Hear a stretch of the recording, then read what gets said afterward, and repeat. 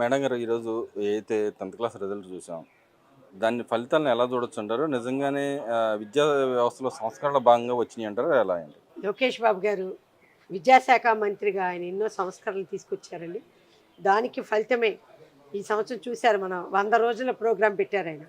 ఆ సందర్భంగా కొన్ని గవర్నమెంట్ స్కూల్స్‌లో ప్రతి ఒక్క స్టూడెంట్ 600కి 590, 592, 585 అలా హైయెస్ట్ మార్క్స్ ఆయన తీసుకున్నారు. అలాగే టీచర్స్ కూడా ఎంతో డెడికేటెడ్‌గా పిల్లలందరినీ కూడా ఒక మెడికల్ లాగా తయారు చేశారు.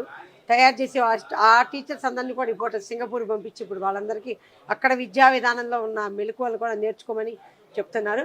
ఇదంతా లోకేష్ బాబు గారు విద్యాశాఖ మంత్రిగా ఉన్నాక మన రాష్ట్ర విద్యా వ్యవస్థలో ఆయన తెచ్చిన చాలా విప్లవాత్మకమైన మార్పులండి. ఇంతకాలం ఎన్నో గవర్నమెంట్లు వచ్చినాయి, ఎంతోమంది గవర్నమెంట్లో విద్యాశాఖ మంత్రులుగా ఎంతోమంది చేశారు. కానీ ఏ రోజు ఇలాంటి మార్పులకు మాత్రం ఏ విద్యాశాఖ మంత్రి కూడా ఆ, శ్రీకారం చుట్టిన దాఖలాలు ఎక్కడా కనపడలేదు. లోకేష్ బాబు గారు ఎప్పుడైతే ఆ విద్యాశాఖ తీసుకున్నారో అప్పటి నుంచి కూడా పాఠశాలల్లో ఆయన ఎప్పుడు అంటున్నారు, పాఠశాలల్లో నో వేకెన్సీ బోర్డు ఉండాలి, గవర్నమెంట్ పాఠశాలల్లో నో వేకెన్సీ బోర్డు ఉండాలి. నిజంగా ఈరోజు ఈ మార్పులన్నీ చూస్తూ ఉంటే ఖచ్చితంగా రేపొద్దున ప్రజలందరూ కూడా వాళ్ళ పిల్లల్ని ప్రైవేట్ స్కూల్స్ కన్నా గవర్నమెంట్ స్కూల్స్లోనే జాయిన్ చేయడానికి ఇష్టపడతారు అనుకున్నా. ఎందుకంటే ఆయన చెప్తున్నారు సాటర్డే కూడా నో బ్యాగ్ ఓన్లీ జస్ట్ స్కూల్లో రావటమే పిల్లలందరూ. అంటే పిల్లల్లో ఆయన ఒక రకంగా చెప్పాలంటే సృజనాత్మకతను కూడా పెంపొందిస్తున్నారు పిల్లల్లో. మనందరం చూసాం, ఎంతోమంది పిల్లలు మాక్ అసెంబ్లీకి వచ్చారు. అక్కడ ఉన్న పిల్లలు స్పీకర్గా ఉన్న అమ్మాయి 595 మార్క్స్ 94 పెట్టుకుంది. ఒక అమ్మాయి 592 తెచ్చుకుంది. ఒక అమ్మాయి ప్రతిపక్ష నాయకురాలుగా ఉన్న అమ్మాయి 580 తెచ్చుకుంది. అలా ఎన్నో మార్క్స్. వాళ్ళందరికీ కూడా ఒక అసెంబ్లీ అంటే ఒక రాజ్యాంగం అంటే వాళ్ళకి కూడా ఒక అవగాహన వస్తుంది. దాంతో ఆటోమేటిక్గా పిల్లలందరికీ ఎప్పటి నుంచే రాజ్యాంగం మీద అవగాహన ఇచ్చి మేము చదువుకోవాలి, మేము రాజకీయాల్లోకి రావాలి, మేము కూడా ఒక ఎమ్మెల్యే అవ్వాలి, ఒక మినిస్టర్ అవ్వాలన్న ఒక ఆశావహ దృక్పథం వాళ్ళందరిలో కూడా కనిపిస్తూ పిల్లలందరూ ఇంకా చాలా చాలా బాగా చదువుకుంటున్నారు. ఈ మార్పు నిజంగా చెప్పాలంటే లోకేష్ బాబు గారి వల్లే సాధ్యమైంది. కూటమి ప్రభుత్వాలు లోకేష్ బాబు గారు, అలాగే చంద్రబాబు నాయుడు గారు, మన పవన్ కళ్యాణ్ గారు, వీళ్ళ వల్లే ఈ మార్పులన్నీ కూడా సాధ్యమైనదని మేమందరం అంటే ఇక్కడ భావిస్తున్నాం. మరి వైసీపీ వాళ్ళన్నా గతంలో చంద్రబాబు నాయుడు 14 ఏళ్ళు ముఖ్యమంత్రి చేసి ఏ రోజు విద్యా వ్యవస్థ మార్పులు తెచ్చింది లేదు. మా నాయకుడు తెచ్చిన విద్యా వ్యవస్థ మార్పుల వల్ల ఈ రోజు వచ్చిందని చెప్పి వైసీపీ వాళ్ళు మాట్లాడుతూ ఉన్నారు కదా. ఏం తెచ్చారండి వాళ్ళ నాయకుడు? విద్యా వ్యవస్థలో మార్పులు, టీచర్స్ అందరినీ తీసుకెళ్ళి లిక్కర్ షాపుల దగ్గర కాపలాగా ఇయటమా? నాడు నేడు అని చెప్పేసి అక్కడ వాటిలో ఏమాత్రం కూడా పట్టించుకోకుండా స్కూల్స్లో ఎంత దరిద్రంగా ఉన్నాయో, మౌలిక వసతులు ఎంత దరిద్రంగా ఉన్నా కూడా ఏమీ పట్టించుకోకపోవడమా? టీచర్స్ అందరిని తీసుకొచ్చి లిక్కర్ షాపుల దగ్గర కరోనా టైంలో ఒక కాపలాదారుల కింద కాపలాగా అయ్యటమా? ఈయన తెచ్చిన విద్యా వ్యవస్థల మార్పులు, అమ్మఒడి పథకం అని చెప్పేసి అందరికీ ఇస్తానని చెప్పి ఒక్క స్టూడెంట్కి ఇవ్వటం, వీళ్ళు తెచ్చిన విప్లవాత్మక మార్పుల వీళ్ళు తెచ్చిన వీళ్ళ నాయకుడు తెచ్చిన మార్పులు. వీటి వలన ఆ రోజు ఎంతమంది పిల్లలు జీవితాలు నాశనం అయిపోయినాయండి. ఎంతమంది పాస్ అయ్యారు, ఎంతోమంది ఫెయిల్ అయ్యారు, ఎన్నో సబ్జెక్ట్స్ ఫెయిల్ అయ్యారు.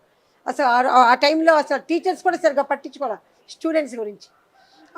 అలా వీళ్ళు తెచ్చిన విప్లవాత్మకమైన మార్పు అదనమాట. అది అంటే ఇక్కడ మనం చూసుకుంటే ఆయన ఇంకో మాట కూడా మేము తెచ్చిన డిజిటల్ క్లాసులు కానీ ఇటు పక్కన టీచర్లు కూడా మేము రిక్రూట్మెంట్ చేసాం, వాళ్ళ వల్ల కూడా ఈ మార్పులు వచ్చినాయని చెప్పి వాళ్ళు మాట్లాడుతూ ఉన్నారు. నిజంగానే డిజిటల్ క్లాసుల వల్ల కూడా ఈ మార్పు వచ్చిందని వాళ్ళు అంటున్న దానికి నిజంగానే జరిగిందంటారు, లేకపోతే ఉత్సవ విగ్రహాల్లో మిగిలిపోయి అంటారు, కాంట్రాక్టులకి ఇచ్చి ఉత్సవ విగ్రహాలు డిజిటల్ క్లాస్ ఏంటి ఇచ్చారండి? ఏమి డిజిటల్ క్లాసులు రెడీ అయినాయి వాళ్ళ టైంలో? వాళ్ళ టీచర్స్నే అసలు ఒక్క ఉత్సవ విగ్రహాలాగా తయారైపోయారు. టీచర్స్ అందరూ కూడా ఎవరి కాళ్ళు స్టూడెంట్స్తో బాత్రూమ్లు కడిగించడం, స్టూడెంట్స్తో ఆ పనులు ఈ పనులు చేయించుకోవడం అవన్నీ చేశారు వాళ్ళ గవర్నమెంట్లో. స్టూడెంట్స్ని కూడా వాళ్ళు టీచర్స్ కొంతమంది బానిసల్లాగా చూశారు స్టూడెంట్స్ని. అదా వీళ్ళు తెచ్చిన మార్పులు? ఏం మార్పులు తెచ్చారు వీళ్ళు ఆ రోజుల్లో? మరి ఇంతగా మరి రిజల్ట్స్లో ఇంత ఇది కనపడలేదే మనకి, ఇంత పర్సంటేజ్ కనపడలేదే, ఇంత పాస్ అయిన ఇంత పర్సంటేజ్ రాలేదే రిజల్ట్స్లో. ఈరోజు ఎందుకు వచ్చింది ఇంత పర్సంటేజ్? ఒక రకంగా చెప్పాలి, ఆంధ్రప్రదేశ్లో ఉన్న స్టూడెంట్స్ ఎంతమంది ఎంత ఇదిగా పాస్ అయ్యారండి. ప్రతి వాళ్ళు కూడా టీచర్స్ అందరూ ఎంత బాగా వర్క్ చేస్తున్నారు. గవర్నమెంట్ టీచర్స్ అందరూ కూడా ఒక డెడికేటెడ్గా వర్క్ చేస్తున్నారు ఈ రోజులు. అప్పటికి ఇప్పటికి చాలా తేడా ఉంది. అంటే ఈరోజు గవర్నమెంట్ ప్రచారం చేయడాన్ని ఎలా చూడొచ్చు అంటారు? పబ్లిక్గా మెయిన్ పేజీలో కానీ యాడ్ల రూపాయలు ఇవ్వటాన్ని ఎలా చూడొచ్చు అంటారు? నిజంగానే మార్పు అంటూ పిల్లల్లో కూడా జరిగిద్ది అంటారా? కొంతమందిని ఎమ్మెల్యేలు కానీ అధికారులు కానీ వాళ్ళని ప్రోత్సహించే విధంగా వాళ్ళకి డబ్బులు కానీ రూపాయన కానీ లేకపోతే సన్మానించడం కానీ ఇలా కొంతమంది పిల్లల్ని తీసుకెళ్ళి ఎమ్మెల్యేలు సాక్షాత్తు వేరే వేరే ప్రదేశాలు తిప్పడం కానీ ఎలా చూడొచ్చుంటారు ఎందుకని ఆ విధంగా చేస్తున్నారంటారు? ఖచ్చితంగా చెయ్యాలండి, ఖచ్చితంగా చెయ్యాలి. ఇది చాలా మంచి పరిణామం. ఎందుకంటారా, పిల్లల్లో కూడా ఒక ఉత్సాహం వస్తుంది. ప్రతి స్టూడెంట్ ఈవేళ ఒక స్టూడెంట్ ఉన్నాడు 10th క్లాస్, తనకి senior 10th class student 570 marks తెచ్చుకున్నాడే. ఆ స్టూడెంట్ని తీసుకుని ఎమ్మెల్యే ఫలానా ఊరు తీసుకెళ్ళారు, ఫలానా దేశాన్ని తీసుకెళ్ళారు అంటే ఈ స్టూడెంట్ ఇన్స్పిరేషన్ అవుతాడు కదా, ఇన్స్పైర్ అవుతారు కదా పక్కన స్టూడెంట్స్ అందరూ కూడా. ఖచ్చితంగా ఈ రకమైన ఇన్స్పిరేషన్ ఉండాలి పిల్లల్లో. లేకపోతే ఎక్కడేసిన గొంగళ్ళు అక్కడ లాగానే కూర్చుంటారు వాళ్ళు. అంత ఇన్స్పిరేషన్ ఉండబట్టే వాళ్ళు కూడా ఉత్సాహంగా పాల్గొంటారు. వాళ్ళు కూడా ఖచ్చితంగా మేము కూడా ఈ అడ్వర్టైజ్మెంట్లన్నీ చూసి వాళ్ళు కూడా మా పేరు కూడా పేపర్లో రావాలి, మా ఫోటో కూడా పేపర్లో రావాలని వాళ్ళు ఎంతో ఉత్సాహంగా చూస్తూ ఉంటారు. కాబట్టి ఖచ్చితమైన ఇలాంటి ఎంకరేజ్మెంట్ ఖచ్చితంగా కావాలి పిల్లలకి.